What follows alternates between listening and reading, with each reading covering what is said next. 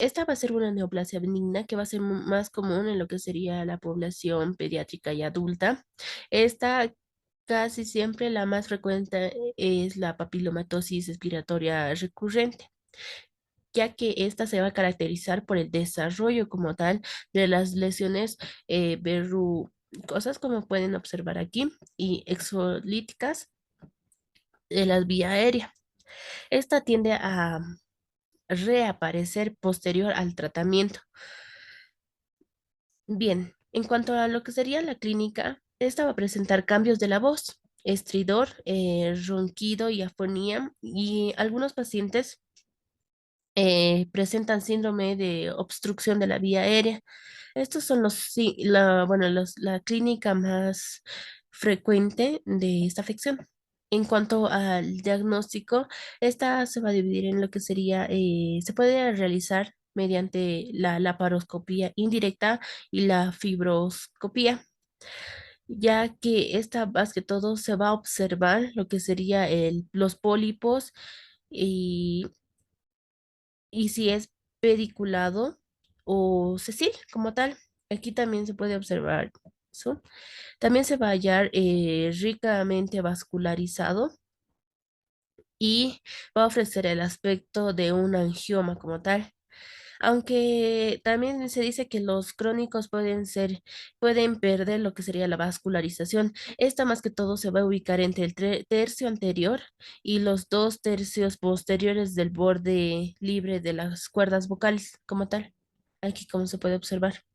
Bien, en cuanto al tratamiento, esta más que todo se debe realizar lo que serían las terapias en terapia vocal pre y post operatoria, ya que esta más que todo tiene que ser sobre sobre los pólipos pequeños, y la aplicación debe ser, o bueno, la conducta a seguirse es la higiene vocal, ya que tiene que haber una disminución del abuso y mal uso de la voz. También hay que reducir lo que sería el uso vocal, aumentar el apoyo respiratorio, disminuir la intensidad de la voz.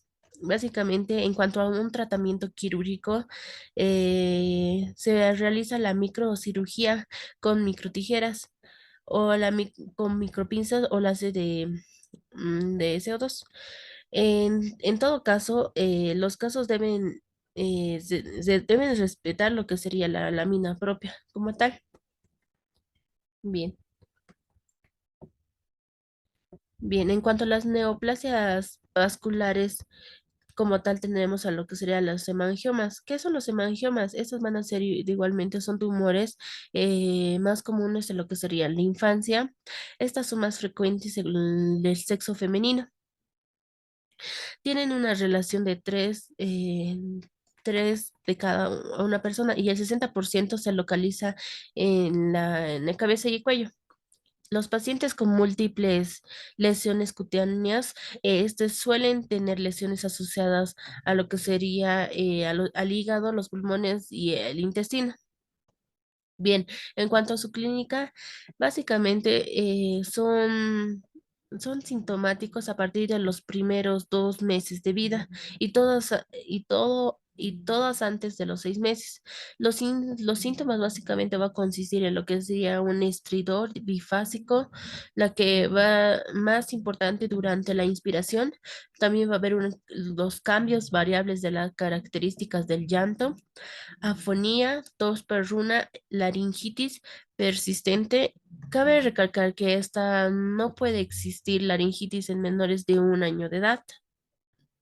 Bien, en cuanto al diagnóstico, se basa en lo que sería la endoscopía rígida, con un laringoscopio de comisura anterior que va a revelar la luz asimétrica con una lesión firme de superficie coloreada, como se puede observar.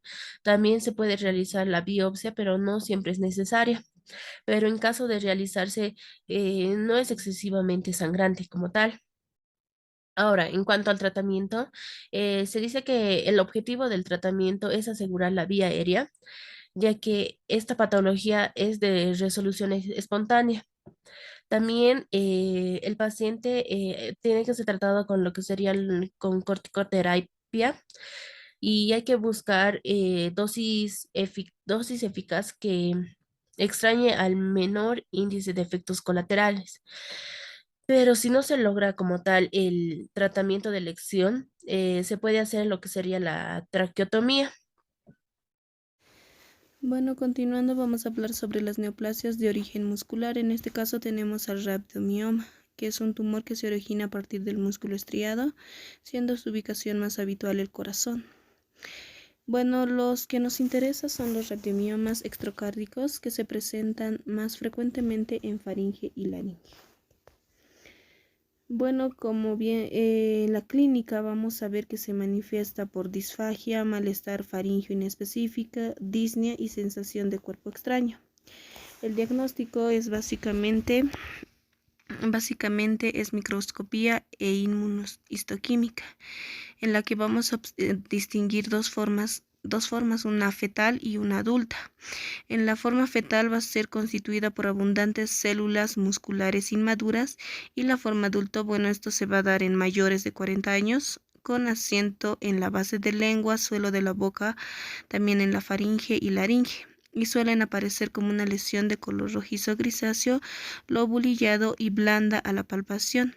Esta va a estar compuesta por células del músculo estriado bien diferenciados. También podemos pedir tomografía y resonancia magnética, que nos van a aportar dándonos dimensiones, localización en el espacio parafaringeo. El tratamiento, el tratamiento del rhabdomioma es la exéresis completa de la lesión, con preservación de los tejidos circunstantes, con seguimiento a largo plazo. También tenemos a las neoplasias de origen cartilaginoso. En este caso vamos a presentar el condroma.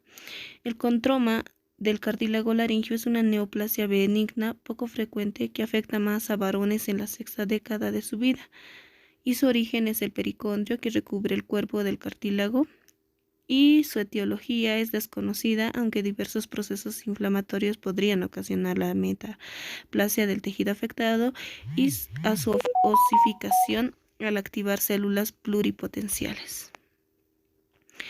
En la clínica, bueno, vamos a ver que se manifiesta como una tumoración cervical que va a ocasionar disnea, disfonía progresiva en la exploración. También se va a observar una masa submucosa redondeada y lisa en la región subglótica, ya que la mayoría se origina en la lámina posterior del cartílago cricoides.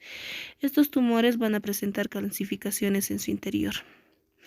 El diagnóstico se basa prácticamente en la gamografía ósea, hemograma completo, tomografía computarizada, y también podemos pedir una radiografía.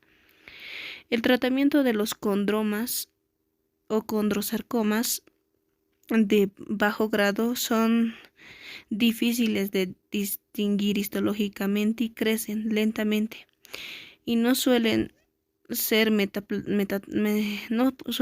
metástasis. Sin embargo, el condrosarcoma tiene tendencia a la recidiva, por lo que después de su exéresis debe tener un seguimiento clínico a largo plazo. En los condromas o condrosarcomas de riesgo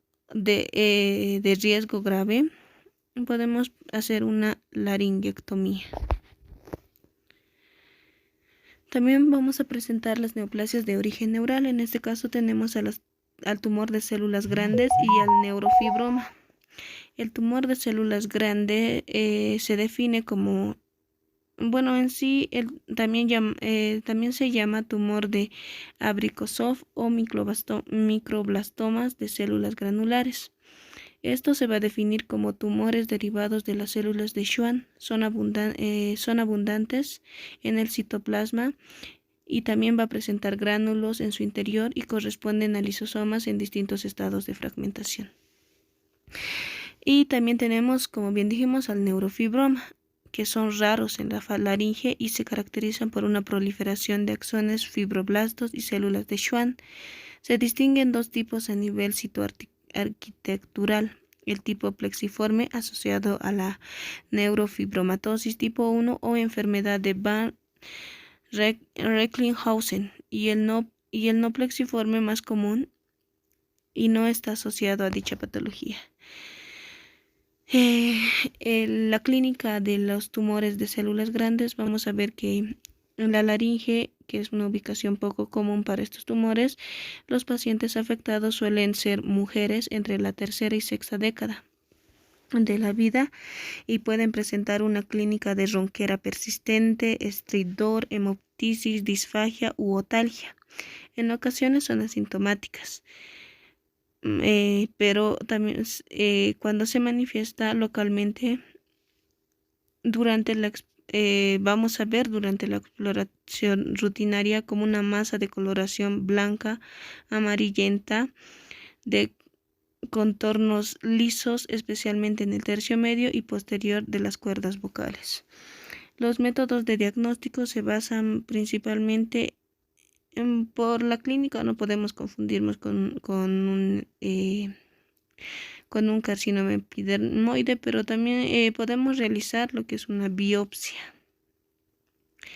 ya que reduce una hiperplasia pseudoepiteliomatosa de la mucosa. El tratamiento básicamente es quirúrgico y consiste en la exéresis completa con conservación de estructuras y márgenes amplios, ya que tiende a infiltrar así el riesgo de recidivas con bordes libres es del 8%. Por eso conviene la exéresis. También en el caso del neurofibroma vamos a ver que su clínica, en su clínica vamos a ver que los síntomas más comunes en un paciente con neurofibroma vamos a ver que son la disfonía, al igual que en los tumores de células grandes, disnea o dinofagia, y al examen físico, a la exploración más usual vamos a ver nódulos lobulillados de 2 a 8 centímetros de diámetro, localizadas en el aritenoides, en los repliegues arioepiglóticos y comisura posterior. Los métodos de diagnóstico, básicamente es exploratorio, ya que, como bien dijimos, va a haber presencia de nódulos lobulillares de 2 a 8 centímetros de diámetro y localizados en los cartílagos aritenoides, repliegues arioepiglóticos y comisura posterior.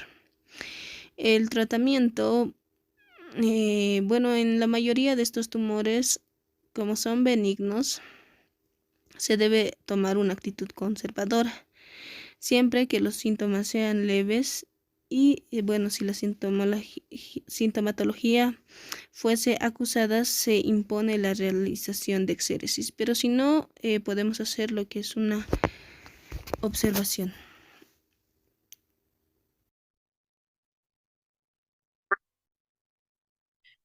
Continuando con la explicación, ahora les voy a hablar sobre los tumores malignos, en este caso de la laringe. Uno de los tumores más principales y más frecuentes es el carcinoma epidermoide. ¿Qué es el carcinoma epidermoide? Pues este va a constituir aproximadamente el 90% de todas las neoplasias malignas de la laringe. Eh, este puede desarrollarse sobre las cuerdas vocales como tal, hablamos de un cáncer intrínseco o fuera de ellas hablamos de un cáncer extrínseco. Cuando hablamos de la clínica, vamos a hablar de una tríada típica, que hablamos de una disfagia como tal, una odinofagia y una otalgia. Cuando hablamos de los tumores subglóticos, en este caso hablamos de obstrucción de la vía aérea como tal, puede haber incluso parálisis de las cuerdas vocales. Cuando hablamos de los métodos diagnósticos eh, del cáncer laringe epidermoide, hablamos de las bases diagnósticas, vamos a descartar tras la sospecha clínica.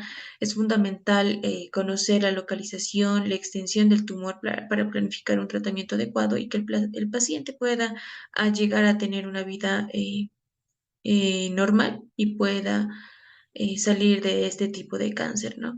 Cuando hablamos de una exploración laringe, hablamos de una endoscopía indirecta y directa. Cuando hablamos de una endoscopía indirecta, hablamos Una laringoscopía, en este caso, es flexible o rígida, donde nos va a brindar y nos va a orientar sobre el asiento del tumor, su extensión y sobre su movilidad laringea a nivel de las cuerdas vocales como tal. Esto es lo que nos va a ayudar esta endoscopía laringea flexible. Cuando hablamos de una laringoscopía directa con utilización de microscopio, hablamos que nos va a permitir exactamente, nos ayuda a encontrar la localización del tumor, la extensión como tal de este. Cuando hablamos de otros métodos de diagnóstico, hablamos de pruebas de imagen como tal. Cuando hablamos de una radiografía de partes blandas con altos kilovoltajes, nos va a hablar de que esta radiografía de partes blandas nos va a ayudar a la proyección postero anterior como tal y lateral. Esta va a facilitar la disponibilidad y aporta información valiosa en relación con la extensión de la lesión debido a que las partes blandas y el cartílago se van a contrastar con los espacios aéreos. Cuando hablamos de una tomografía computarizada, otro de los métodos diagnósticos o pruebas de imagen que nos van a ayudar, la TAC nos va a ayudar con el contraste intravenoso. Generalmente es el primero y a menudo el único estudio radiológico en este caso que va a necesitar para valorar como tal un tumor maligno. Este es el gol estándar en pocas palabras para el cáncer, el tumor maligno de laringe. Cuando hablamos de una tomografía por emisión de positrones, o sea, una PET, hablamos de que esta nos va a ayudar bueno, es otro método de medición nuclear capaz de valorar e incluso cuantificar el flujo tisular y en este caso el metabolismo celular de la lesión como tal. Algo que no debemos olvidar es la clasificación TNM. En esta clasificación nos va a hablar características típicas del cáncer de laringe. Hablamos de un tumor primario. En este caso, vamos a dividirlo en tumores supraglóticos, glóticos e infraglóticos. En este caso, los tumores supraglóticos van a dividirse en T1, T2, T3, T4A y T4B. La T1, algo característico, es un tumor limitado a un subsitio de la subglotis con movilidad normal de las cuerdas vocales. Vamos a decir que esta no tiene una afección como tal. Hablamos de una T4, vamos a hablar de que este tumor como tal va a invadir el espacio prevertebral y los revestimientos de la arteria carótida y sus estructuras del mediastino. Hablamos de una afección glótica. Esto igual se va a dividir de la misma manera en una T1, pero en este caso T1A, T1B, T2, T3, T4A, T4B. Estos tumores van a ser limitados con movilidades normales en la comisura anterior. En la T1A vamos a tener tumores limitados a una cuerda vocal en este caso. La T1B va a afectar a ambas cuerdas vocales. La T4 va a ser un tumor que va a invadir el espacio prevertebral y los revestimientos de la arteria carótida, como en el mismo caso de la supraglótica. Cuando hablamos de un tumor subglótico, hablamos de tumores limitados a la subglotis. Y un T4 igual, va a invadir prácticamente el espacio vertebral y los revestimientos de la arteria carótida. En este caso, vamos a decir que esta clasificación TNM nos va a ayudar a estratificar el grado en el que están los tumores para poder llegar a un diagnóstico y un tratamiento adecuado. Hablamos de una TNM, en este caso la N es la afección ganglionar como tal. Hablamos de una NX, o sea que no va a haber o no se va a evaluar los ganglios regionales, no, se va a ver una afección como tal. Una N1, vamos a hablar de metástasis en un único ganglio como lateral de los diámetros maxilares menores a 3 centímetros. Una 3, vamos a decir que es cualquier adenopatía mayor a 6 centímetros. ¿Qué quiere decir? Hablamos de una lesión leve en un rango menor a 3 centímetros y en una lesión mayor a 6 centímetros como tal. Y como para finalizar la M, hablamos de la metástasis a distancia. Vamos a decir que esta metástasis no se va a poder evaluar la metástasis como tal, entonces se va a poner una MX y una M1 vamos a decir que es una metástasis a distancia como tal. Este es el tratamiento, bueno, es un algoritmo que nos va a ayudar a tratar como tal el tumor. eh, de laringe. En este caso, un TN1, un T1, T2 y una N0. Lo primordial que para lo que se utiliza para el tratamiento es la radioterapia. Sin factores pronósticos adversos, va a haber recurrencia, puede llevarse a una cirugía conservadora, radical, eh, y una quimioterapia versus una reirradiación. Vamos a decir que tenemos que vigilar al paciente de acuerdo a los siguientes criterios. Durante el primer año, los exámenes físicos uno a tres meses aproximadamente con radiografía de tórax. Durante el segundo control, cada 2 a 4 meses. Tercer al quinto año, controles cada 4 a 6 meses. Y después del quinto año de control, cada 6 a 1 año anual. Después de, claro, de haber realizado un tratamiento con radioterapia, una cirugía como tal, o quimioterapia. Y en este caso se puede hacer una resección endoscópica. Es lo ideal versus una cirugía orgánica conservadora. Hablamos de una T1, 3, una N1 y una 3, T4A y cualquiera de las Ns, una laringectomía total, más disección del cuello y radioterapia. Hablamos de quimioterapia también de inducción bajo 2 ciclos. Vamos a evaluar la respuesta del paciente, si es parcial o completa o progresa y no hay respuesta como tal. Eh, la laringectomía total es el gold estándar, o bueno, el tratamiento como tal en este tipo de niveles de la afección del cáncer glótico y supraglótico, infraglótico. Bueno, continuando con la presentación, a continuación yo hablaré respecto a lo que son ciertas patologías muy resaltantes que pueden llegar a a nuestra consulta médica o en casos de que también pueden llegarse a presentar, ¿no? Estas patologías son de un carácter muy frecuente, son algunas de las más resaltantes que podemos denotar, lo que es en la parte de ciertos tumores benignos a nivel de la faringe. También tenemos dentro de ellas lo que son algunas patologías de un carácter muy curioso, ¿no? Bueno, continuando con esto. Vamos a empezar con lo que es la primera patología, que es un quiste de Thornwald. Como propiamente dicho, está nombrada en inglés. Básicamente, esta patología, como etiología, o bueno, más allá como una etiología, podemos nombrarla con una definición, la cual que es un quiste, ¿no? Básicamente, esta es una lesión benigna que se llega a producir lo que es en la parte, bueno, entre los restos, ¿no? De la notocorda y el endodermo faríngeo. Anteriormente a esto, también podemos también mencionar que la ubicación de esta patología puede ser abordada dentro de la línea media de la pared nasofaringea y también por lo que es por encima del borde superior músculo nasal. Más allá de esto, vamos a tener lo que es una presentación de una clínica, ¿no? Pero hay algo que debemos de tomar muy en cuenta, es que básicamente esta va a ser una enfermedad asintomática. Más allá de esto, claro que por ciertos factores, a lo largo también del tiempo que pueda llegar a pasar, puede manifestarse con una clínica, ¿no? Esta puede desarrollarse pues mediante el resultado de una infección y posterior a ello puede desarrollarse alguna sintomatología, ¿no? Cuyos síntomas se van a presentar como básicamente una secreción purulenta de la nariz.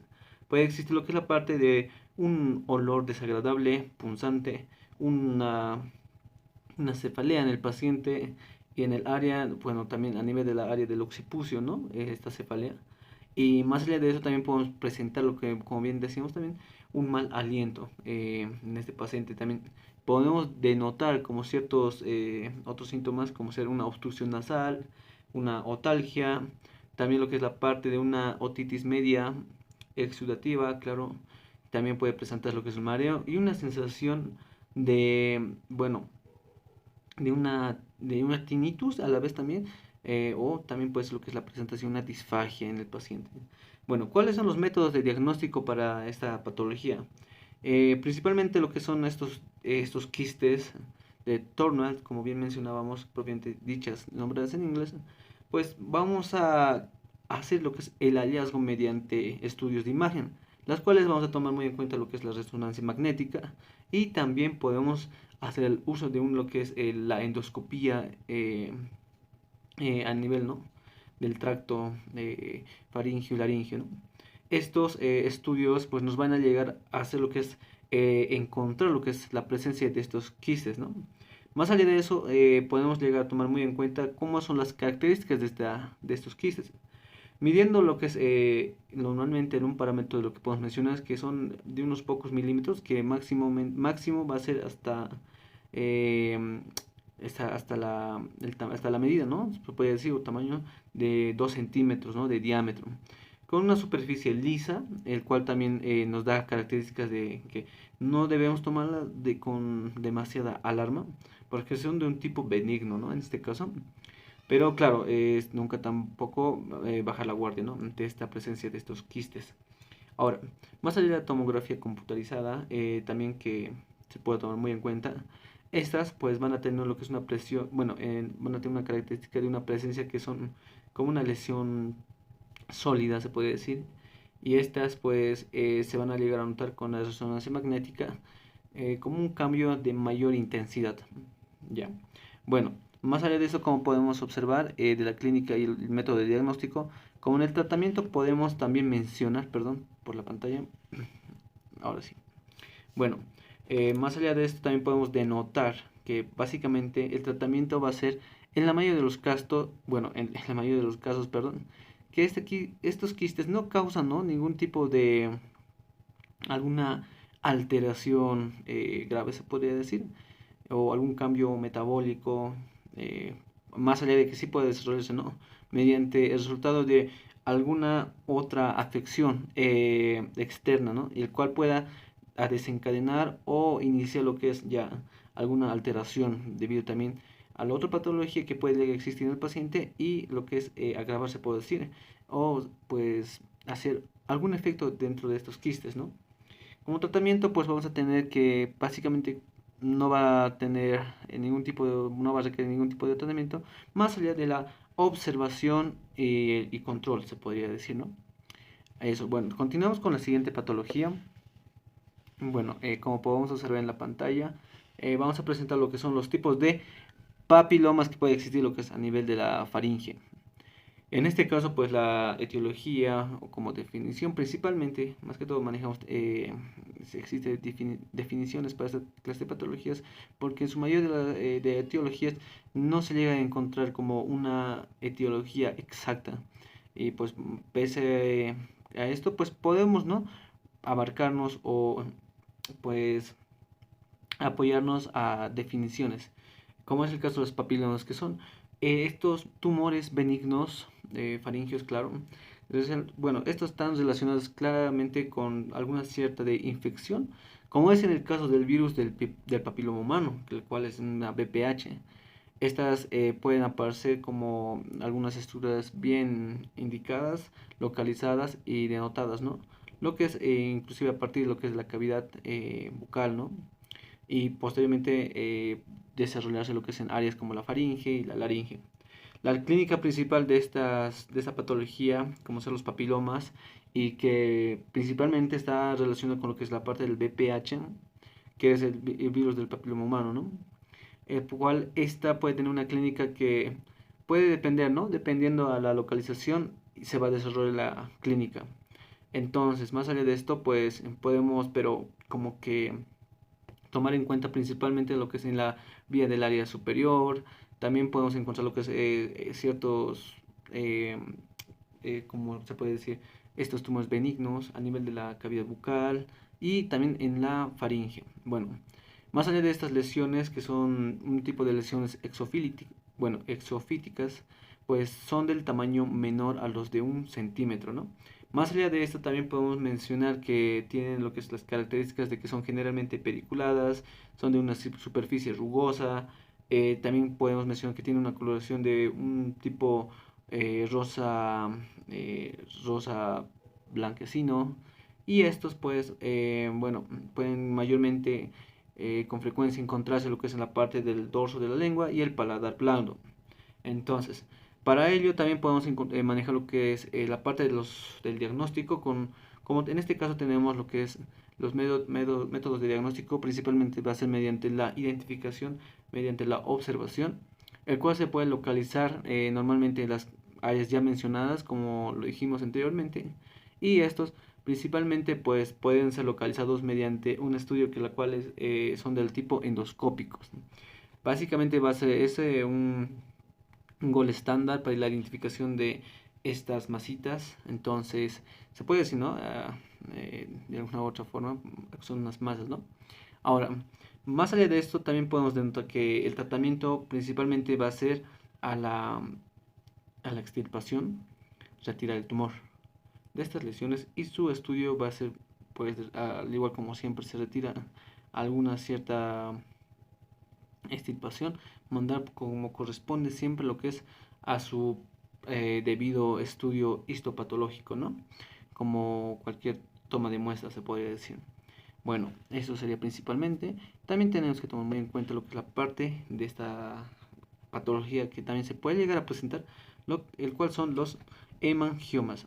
En este caso, el hemangioma principalmente va a ser como una proliferación benigna, el cual están identificados de los vasos sanguíneos. Generalmente son congénitos, como bien decíamos, eh, pues la mayoría de estas patologías tienen una etiología no muy bien definida, pero sí nos podemos apoyar lo que es a sus conceptos y a sus definiciones de cada presentación de estas patologías, ¿no? Ahora, como bien mencionaba, puede ser generalmente congénita, pero también puede considerarse lo que es a la malformación, ¿no? Que serían también con la presencia de alguna neoplasia. Clínicamente vamos a tomar muy en cuenta que estos síntomas llegan a producirse en el hemangioma, más en lo que es a nivel de la hipofaringe y en el caso de en caso de adultos, ¿no? Debemos también siempre tomar muy en cuenta, como en cualquier patología, lo que es la parte de la edad. También puede llegarse a presentarse si existe lo que es en la parte de la hipofaringe, también puede estar acompañada de una disfonía, de una disnea, de una hemoptisis, inclusive una disfagia y una sensación de cuerpos, como de un cuerpo extraño, ¿no? Lo cual puede manifestar el paciente. Bueno, estas son algunas de las lesiones. También en su mayoría pueden ser también asintomáticas y bueno, en estos pueden presentarse también lo que es en los niños, ¿no? También no debemos descartar de ello, pero mayormente más la presencia en los adultos, ¿no? Los cuales van a acudir a consulta. Bueno, normalmente para esta patología, lo que es la parte del diagnóstico, tenemos como principalmente, igual como las anteriores, podemos apoyarnos básicamente lo que es en los estudios endoscópicos. También podemos valorarlos mediante un estudio de imagen, bueno, principalmente mediante la tomografía computarizada. Y más allá de eso, pues ya proceder lo que es a la identificación, tomando en cuenta las características de, de lo que se puede hacer, lo que es el hallazgo, ¿no? En el hallazgo de los estudios, como bien ya mencionamos. El tratamiento va a ser principalmente en resolver lo que son la sintomatología que puede llegar a presentar el paciente. Ya dicho, como anteriormente lo dijimos, hay una gran variedad de síntomas que puede desarrollarse mediante la localización, ¿no? Eso también va a depender mucho. Y bueno, también para el manejo de esta patología, la terapéutica que principalmente puede ser, bueno, va a ser mediante el manejo también, un manejo quirúrgico, ¿no? La terapéutica es la cirugía principalmente y también podemos abordarla, ¿no? Mediante, bueno, utilizando lo que es la parte externa, ¿no? Como ser una laringofisura, una faringotomía o también lo que es es una técnica, se puede decir la transoral, ¿no? Ahora, siempre se ha mencionado que más allá de tomar la vía terapéutica quirúrgica, también está el apoyo mediante la terapéutica médica, ¿no? Que es aliviar con ciertos medicamentos, lo que es la parte de la sintomatología que puede llegar a presentar el paciente. Bueno, más allá de eso, son algunas patologías que podemos nombrarlas y posteriormente también podemos hacer de ellas un estudio más a detalle, un estudio más específico de cada una de ellas, pero en general tomamos lo que es estas patologías con la presentación de su frecuencia y lo que es que puede llegarnos a consulta médica, ¿no? En este caso, que hacer lo que es el manejo básico y tomar en cuenta lo que son los conocimientos básicos de cada una de estas patologías. Vamos a empezar con los tumores malignos de la faringe. Vamos a empezar con el carcinoma de la hipofaringe, que tiene como definición que es un sarcomatoide, es un tumor relativamente raro y que no es muy frecuente en la localidad del tracto aerodigestivo superior, con predilección en la cavidad oral de la laringe. Este es un cáncer eh, de células malignas, son cancerosas de tejido hipofaringe. Dentro de la clínica está un dolor de la garganta que no desaparece con ningún medicamento, una protuberancia en la masa o masa en el cuello. Se puede evidenciar un dolor al tragar, dificultad para respirar, una pérdida de peso y dolor de oídos. Dentro del diagnóstico tenemos lo que es las radiografías, lo que es una endoscopía, una laringoscopía. Tenemos también como diagnóstico el estudio que nos va a permitir saber si es un maligno o benigno, depende de la biopsia. Tenemos como cuatro estadios. El estadio 0 es un carcinoma in situ, estadio 1, estadio 2, estadio 3 y estadio 4. Dentro del tratamiento está la laringoscopía, que es parcial, es la extirpación de la parte de la laringe que ayuda a presentar la voz natural del paciente. También tenemos que se puede extraer alguna parte de los pliegues vocales. También se puede extraer la hipofaringe junto con el cáncer, que van unidas. También está la quimioterapia y la radioterapia. Dentro del carcinoma de la orofaringe, como definición tenemos, se refiere al cáncer de la amígdala en base al tercio posterior de la lengua, el paladar blando y las paredes posteriores y laterales de la faringe. El carcinoma epidermoide corresponde al más del 95% de los cánceres de la orofaringe. Las causas más frecuentes es el tabaco y el alcohol. Son la principal causa de riesgo, tanto en hombres como mujeres, pero en las mujeres tiene más riesgo a tener las mujeres que son portadoras del papiloma del virus humano. También tenemos como clínica mal aliento constante, dolor de garganta, disfagia, dinofagia, eh, disartria y otalgia. Como diagnóstico tenemos la endoscopía, laringoscopía, también se puede hacer la biopsia, resonancia magnética, rayos X. Lo más importante es saber que la laringoscopía es un procedimiento que se va a examinar la laringe con un espejo que se define como laringoscopio en busca de las áreas anormales que va a ser introducida. Es un tubo que se introduce con una linterna y un espejo, que a la vez se puede observar, y a la vez se puede extraer tejido y observar el microscopio.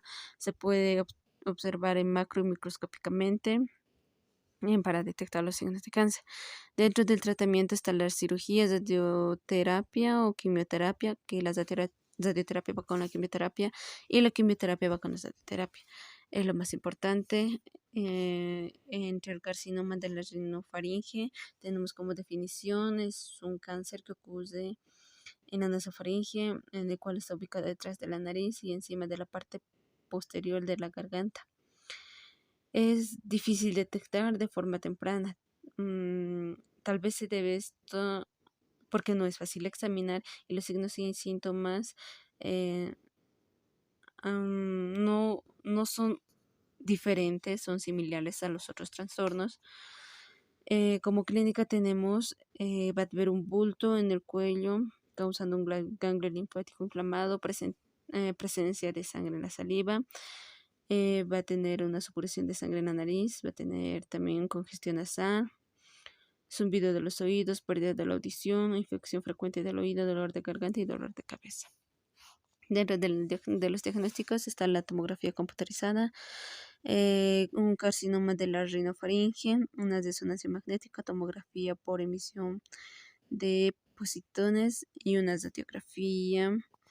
Dentro del tratamiento, lo más aconsejable es la cirugía, que es es un trastorno. Bueno, la cirugía es es un tratamiento del carcinoma nasofaríngeo. La cirugía se puede usar para extirpar los ganglios linfáticos cancerosos del cuello en determinados casos. Se puede extirpar también un tumor de la estructura nasofaríngea. Normalmente se requiere que los cirujanos realicen una incisión en el paladar para obtener acceso al área de extirpar el tejido canceroso. Esto también se debe hacer como medidas de tratamiento. Se debe llevar a ver a un patólogo qué tipo de cáncer es. Gracias.